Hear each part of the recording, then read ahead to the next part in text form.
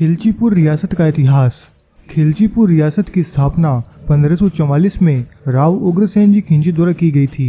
खिलचीपुर रियासत खिंची चौहान राजपूतों की धरोहर है। खिलचीपुर के खिंची चौहानों का निकास प्रसिद्ध गागरोनगढ़ से है। गागरोन के राव बेणीदास खिंची के दो पुत्र थे, जटाम और देवी सिंह। जटाम और उनके वंशज गढ़ गागरोन के स्वामी हुए। वहीं देवी सिंह को चाचरनी का परगना जागीर में मिला था। देवी सिंह के पुत्र मान सिंह खिंची हुए, जो बड़े वीर योद्धा थे। उन्होंने मुगलों को कई युद्धों में परास्त किया था। मान सिंह खिंची के दो पुत्र हुए, राव चक्रसेन व राव उग्रसेन। राव चक्रसेन को ब्यावरा का राज्य मिला था, परंतु इनके राज्य पर उम्मट परमार राजपूतों ने चढ़ाई की थी। इन उम्मट परमारों से युद्ध करते हुए राव चक्रसेन खिंची वीर गति को प्राप्त हुए और ब्यावरा पर उम्मट परमारों का अधिकार हो गया। इनके छोटे भाई राव उग्रसेन जी खिंची थे। इनके पास चाचरनी का परगना था। राव उग्रसेन जब बादशाह अकबर के सामने परिस्थितिवश संधि करने उपस्थित हुए, तब उनको बादशाह अकबर ने जागीर में 6 परगने व जीरापुर, मचालपुर व सुजालपुर के परगने और खेजड़पुर की सनद दी। साथ ही बादशाह ने उनको अपने हाथों से खिल्लत बख्शी थी। खेजड़पुर का नाम ही खिंची चौहानों के नाम से खिंचीपुर हो गया। बाद में यह अपभ्रंश होकर खिलचीपुर हो गया। राव उग्रसेन ने खिलचीपुर रियासत की सीमाओं का काफी विस्तार किया और अपने राज्य में चोर डाकुओं का अंत कर शांति स्थापित की थी। राव उग्रसेन के देहांत के बाद में उनके पुत्र राव बाघ सिंह जी खिंची खिलचीपुर की गद्दी पर बैठे।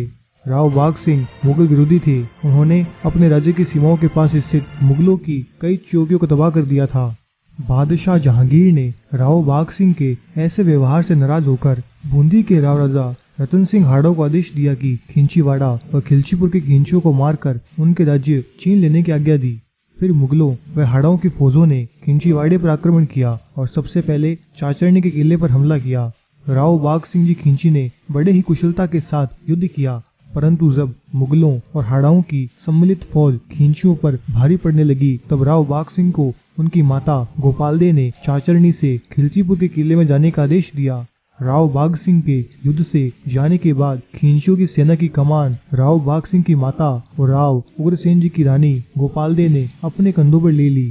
रानी गोपालदे ने स्वयं बख्तर पहनकर युद्ध भूमि में आकर सेना की कमान संभाली और शत्रुओं से युद्ध किया। जब तक रानी गोपालदे युद्ध भूमि में युद्ध कर रही थी, तब तक मुगलों व हाड़ों को चाचरनी नहीं लेने दिया था। जब रानी गोपालदे युद्ध भूमि में वीर गति को प्राप्त हुई, तब जाकर नौशेर खान ने चाचरनी पर अधिकार किया था।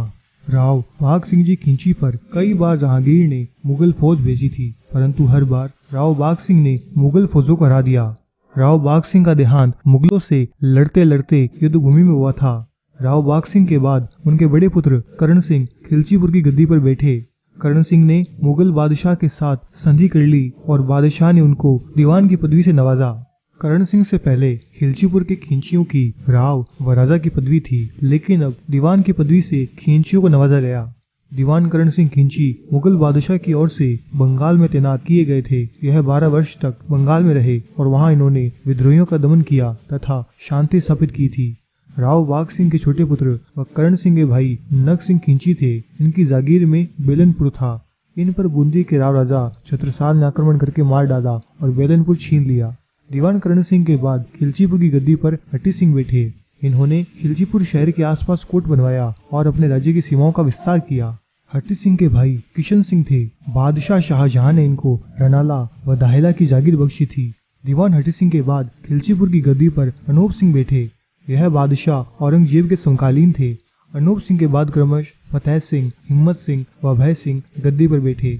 दीवान अभय सिंह खिंची के समय जीरापुर व मचालपुर के परगने इंदौर की तरफ व सुजालपुर का परगना ग्वालियर की तरफ चला गया था। अभय सिंह के भाई रूप सिंह व हिंदू सिंह थे। रूप सिंह के वंशज वावड़ी खेड़ा, भुमरिया व अमानपुरा की जागीरों में निवास करते हैं। वह हिंदू सिंह के वंशजों के पास जैतपुरा की जागीर थी। दीवान अभय सिंह के बाद खिलचीपुर की गद्दी पर दीप सिंह बैठे। दीप सिंह ने सोमवारिया नदी के किनारे पर अपने नाम से दीपगढ़ बसाया। दीप सिंह के बाद उनके पुत्र दुर्जन शाल गद्दी पर बैठे। दीवान दुर्जन शाल के समय सिंधियों ने खिंची चौहानों के बहुत सी जागीरें व गांव आदि दबा लिए थे। उस समय दुर्जन शाल की सेवा में एक पठान अमीर खान था। पठान अमीर खान बड़ा वीर था। उसने सिंधियों को कई बार परास्त किया और खिलचीपुर रियासत की सिंधियों से रक्षा की। दीवान दुर्जनशाल के समय एक बार मराठा गणेश पंत व लखवा दद्दा के बीच बनास नदी के तट पर युद्ध हुआ। तब मराठा गणेश पंत की सहायता में जॉर्ज टॉमस व अंग्रेज सेना थी और लखवा दद्दा की सहायता में दीवान दुर्जनशाल मेवाड़ के सरदारों सहित 500 राजपूत घुड़सवार योद्धा थे। दोनों सेनाओं के बीच युद्ध हुआ और लखवा दद्दा तथा राजपूत सेना की विजय हुई।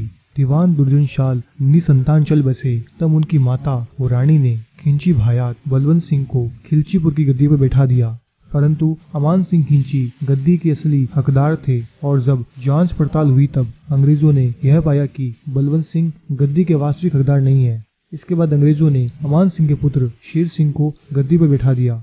खिलचीपुर दीवान शेर सिंह निसंतान थे तो उन्होंने अपने भाई के पुत्र अमर सिंह को गोद ले लिया। राव बहादुर अमर सिंह 1859 में गद्दी पर आए। अमर सिंह से पहले खिलचीपुर रियासत के राजाओं की दीवान की पदवी थी जो मुगल बादशाह की ओर से दी गई थी। जब अमर सिंह जी गद्दी पर आए तो उनको अंग्रेजी सरकार की ओर से राव बहादुर का खिताब वंश परंपरा के लिए दिया गया। राव बहादुर अमर सिंह के 6 पुत्र थे। इनके बड़े पुत्र भवानी सिंह खिलचीपुर की गद्दी पर बैठे। भवानी सिंह के बाद खिलचीपुर की गद्दी पर क्रमशः दुर्जनशाल, यशोधर सिंह, भारतेंद्र सिंह व राजा राव देवव्रत सिंह गद्दी पर बैठे। अभी खिलचीपुर रियासत के वर्तमान राजा राव प्रियव्रत सिंह हैं।